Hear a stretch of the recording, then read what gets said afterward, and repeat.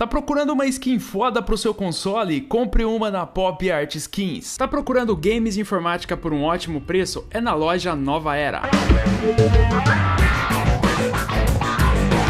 Hoje é o dia de colocar os pingos nos is na história do GTA San Andreas. Depois que você entende a história do game, algumas coisas ficam um tanto inexplicadas, parecendo que tá faltando alguma coisa pra fechar a história. Porém, esses pontos que interligam a história podem ser encontrados ou no próprio jogo de forma indireta, ou ainda no vídeo que a Rockstar liberou bem depois do jogo ter sido lançado, o GTA San Andreas The Introduction. Caso você não saiba, é um vídeo contando os acontecimentos antes da chegada do CJ em Los Santos. Bom, no vídeo de hoje vamos comentar algumas coisas sobre esse tal vídeo e outros pontos interessantes da história que ficaram meio que faltando, beleza? Então vamos a GTA San Andreas, a história secreta não contada. E galera, inscrito gigatônico, deixa aquele like monstruoso logo no início do vídeo e também, se você é novo, se inscreve aí pra não perder os próximos, beleza? E bora pro vídeo!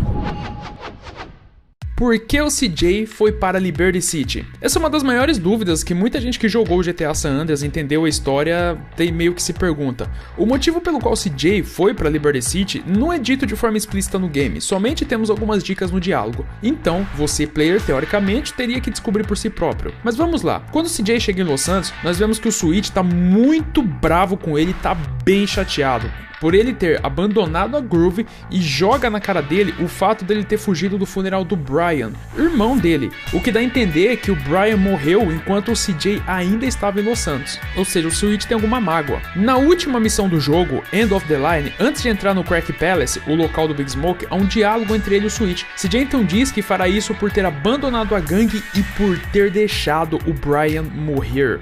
I was a buster when my family needed me the most. Hey, I let Brian die, man. This one for him. For moms. And for you, bro. For Grove Street, baby. Yeah, for the Grove, baby. Não é explicado como o Brian morreu, mas dá a entender que o CJ teve alguma culpa nesse negócio aí. Alguma coisa aconteceu e que ele poderia ter ajudado, só que ele simplesmente não ajudou e deixou o irmão morrer. O que teoricamente explica muito bem a raiva que o Switch tem dele no começo do game. E dá pra ver que eles estão bastante brigados, porque enquanto está em Liberty City, no San Andreas Introduction mostra ele conversando com o Joey pelo telefone e falando sobre o irmão, tipo falando mal do irmão dele, alguma coisa assim. Joe. Hey, what's up, man? It's CJ. Yeah, I hear you. I never knew my dad, but my brother used to make my life miserable. Então, a gente pode supor que um dos motivos que o CJ foi pra Liberty City foi por causa da morte do irmão, que ele provavelmente poderia ter ajudado, né, galera? E pelos membros da Grove, e a família dele mesmo está muito bravo com ele por ele ter deixado o irmão dele morrer, tá todo mundo muito chateado. E a chateação deles também é explicada porque, além dele ter abandonado o irmão, ele ainda saiu quando a gangue mais precisava dele, né? Ele foi lá pra Liberty City sozinho e seguir a vida ele mesmo. Dá pra perceber também que ele tem alguma mágoa da Grove. Então esse seria um dos motivos que ele foi para Liberty City também. Em alguns momentos da história, como na missão Homecoming e na missão Los Desesperados, ele demonstra que tinha vontade de sair da Grove e crescer na vida, alguma coisa assim. What you done for our hood? Man, what the hood done for me? Always dragging me down. Ever since I got out the hood, shit been cracking. O que realmente é a Crash? Galera, eu disse no vídeo anterior que a Crash era uma espécie de milícia, só que não é isso não, galera. Como um inscrito inclusive comentou aí, a Crash na verdade é uma unidade oficial da polícia, focada em reduzir a violência causada pelas gangues. A sigla, que em uma tradução livre significa Recursos Comunitários contra Infratores de Rua, tem o objetivo de combater a violência causada por gangues. Porém, o oficial Tenpenny corrompeu toda a unidade, que inclusive é liderada por ele. É uma unidade com 3 policiais, Tenpenny, Pulaski e o oficial Hernandes. É importante dizer, galera, que o oficial Hernandes não tinha o interesse de ser um policial corrupto no início, como mostrado no San Andreas Introduction. Ele foi corrompido depois, ele nunca quis participar desse negócio, aparentemente. Say, Frank, what the hell are we gonna do about this Hernandez coming on board with us? Exactly the same thing as last time. He's either gonna play our way or he's gonna have a problem like that oversized asshole back there. Look, I'm a good cop. Finish him off. Come on, please, don't make me do this. Say what? I can't. Hey, I thought you understood. He's a fucking cop, you maniac. Not no more, he ain't. We went over this. Tanto que, como explicado lá no terceiro vídeo da história, se eu não me engano mais ou menos, ele entregou a Crash e o Tenpenny pro FBI, tanto que eles acabam assassinando o Hernandes depois. Aparentemente o Hernandes nunca foi corrupto, galera, ele só tava ali realmente pra ver o que tava acontecendo. As gangues de Los Santos. Eu acho que é muito legal, galera, falar sobre as gangues de Los Santos. Elas não ficam muito bem explicadas, mas é interessante falar. As principais gangues de Los Santos são os Balas e os Families. Os Families têm 3 divisões. A Grove Street Families, que é a principal da história, os Temple Drive Families e os Civil Boulevard Families. Ambos sempre foram aliados, mas em algum momento, enquanto o CJ estava em Liberty City, as gangues se desentenderam e se separaram. Porém, não existe uma explicação de como isso aconteceu, mas teoricamente seriam 3 vertentes da mesma gangue. Já os Balas são divididos entre os Rolling High Balas, os Kilo Tray Balas e por último os Front Yard Balas. Os Front Yard aparentemente são os mais fortes, tanto que o CJ dá uma hesitada em enfrentá-los na missão Clean Up the Hood. Os Balas defendem o tráfico e drogas e poder a qualquer custo, como eu havia mencionado lá no primeiro vídeo da história. Existem também as gangues latinas do gaming, que são aquelas gangues que vêm do México e tal. São 3, os Varrios Los Aztecas, os Los Santos Vagos e o San Fierro Rifa. Os Varrios são a gangue no qual o César é o líder, já as gangues latinas, nenhuma se dá bem com nenhuma. A gente sabe que os Varrios fecham com a gangue do CJ por causa da amizade dele com o César e tal, o que já coloca eles contra os Vagos. Na missão Wrong Side of the Tracks, CJ revela que os Rifas não se dão bem com os Vagos. What we looking for, Smoke? Some Vargas cats meeting some San Fierro Reaper, cutting some kind of deal. San Fierro? I thought northern Mexicans don't mix with Los Santos SAs. Shit. Existem também as tríades, que onde a principal é os Mountain Cloud Boys, que são liderados pelo Uzi. E por último, as máfias. Existem as máfias russas, que fazem bem poucas aparições no game, e a máfia italiana, que é composta pelas 3 famílias mafiosas. Os Forelli, o Sindaco e os Leone, que a gente já vai falar sobre eles. A traição do Ryder e do Big Smoke. O Big Smoke e o Ryder, como vocês sabem, traem a Grove Street, porém no jogo em si não explica o momento da traição. Isso é explicado no San Andreas Introduction. A primeira explicação está quando o oficial Tenpenny está falando com alguém no telefone, e pelas características parece ser o Smoke. Olhem só. I knew that fat fuck would see it our way. Yeah, always do once they understand the choices we're offering. Agora, em algum momento da história, Big Smoke tenta convencer o Ryder a abandonar os princípios da Grove e fechar com ele também. Isso também aparece no San Andreas Introduction. I need to be in charge of my destiny, homie. This way you will be, homie. This is all about destiny. You know I got your back, right, homie? Cool. Now the way I see it is that we don't have a choice. Ain't nothing to feel bad about. You put a gun to a brother's head, brother's gonna do what he's told. Agora, um ponto forte da história. O Big Smoke sempre tentou convencer o Sweet a também vender drogas e abandonar totalmente os princípios da Grove, como eu expliquei no primeiro vídeo da história. Em uma das cenas ali, o Big Smoke tá tentando absurdamente convencer o Sweet, dizer que o que tá enfraquecendo não é as drogas e tal, é só porque a Grove está seguindo os princípios e que os Balas estão dominando tudo. Big Smoke tá tentando usar a situação em favor dele.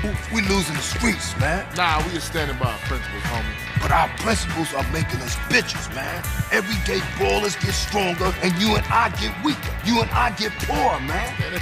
É possível ver também que o Big Smoke tá meio que vendo que tá tudo fudido, pretende ganhar dinheiro com a situação. Uma coisa, galera, eu tinha a impressão que o Ryder não era traidor ainda na história, mas dizem que o San Andreas Introduction são acontecimentos que antecedem um game, então teoricamente o Ryder é um traidor desde antes da chegada do CJ. O objetivo do Mike Toreno. Mike Toreno é uma espécie de agente do governo que faz algumas manobras não muito éticas para manter a soberania do governo americano. Pelo que dá a entender no game, ele estava envolvido com o tráfico para ganhar dinheiro e para fazer alguns aliados importantes em outros países. No San Andreas Introduction é citado o Panamá, por exemplo. Ele também elimina agentes de órgãos que usam métodos que ele não gosta. Na missão Stowaway, por exemplo, ele discorda do fato de que outros agentes tenham envolvimento com ditadores do Oriente Médio. Segundo ele, ditadores do Oriente Médio são ruins, eles podem foder com tudo, mas os ditadores da América Latina, que são os que eles têm envolvimento, dá pra negociar com eles, dá pra controlá-los, alguma coisa assim. Porém, né, ele tem que fazer manobra, tem que matar pessoas de outra agência pra continuar esse esquema dele, e como ele é um cara vigiado, ele não pode fazer isso. Então ele percebe que o CJ é um gangster absurdo, que pode matar todo mundo, ele vai então, né, ele contacta o CJ e pede pro CJ executar alguns serviços em troca da liberdade do Sweet, que como vocês sabem, ele liberta em um certo momento do jogo. Quem Ken Rosenberg e o Cassino Calígulas.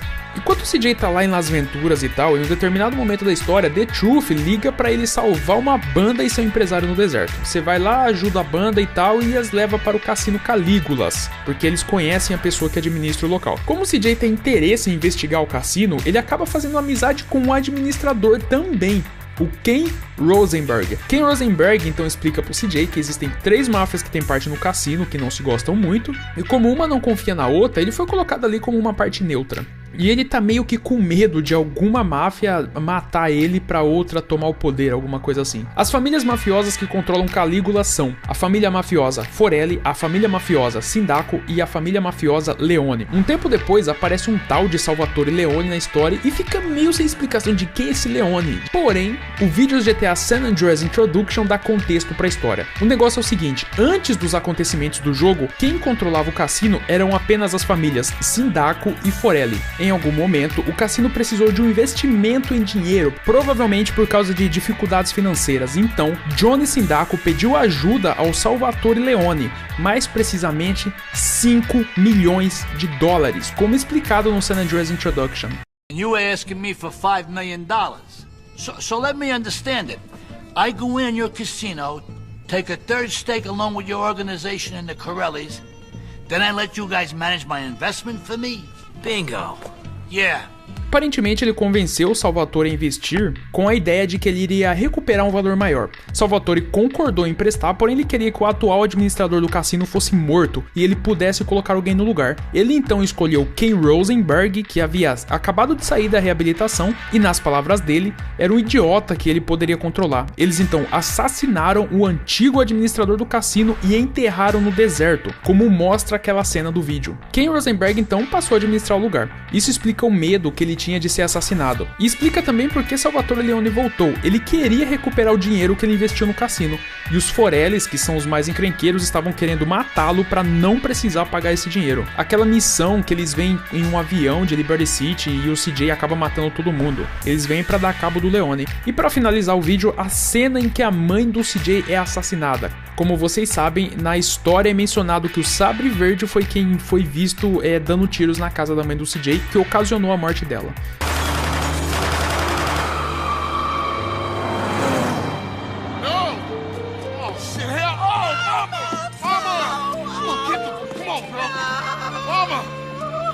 Bom, se você gostou desse vídeo, caiu aqui de paraquedas, eu fiz uma série de 4 vídeos explicando toda a história do GTA San Andreas. Se você não viu, vê lá o primeiro vídeo que tá aparecendo aí no card, porque eu acho que se você curtiu esse vídeo daqui, provavelmente você vai curtir os outros 4, beleza? E pra quem quiser assistir o GTA San Andreas Introduction, eu legendei ele na íntegra, o link tá aí na descrição ou aparecendo no card e tá lá no segundo canal, beleza? E é isso aí galera, eu espero que vocês tenham gostado. Se você é novo no canal, seja muito bem-vindo e se inscreva para não perder os próximos vídeos, beleza? Sucesso, abraço e até mais.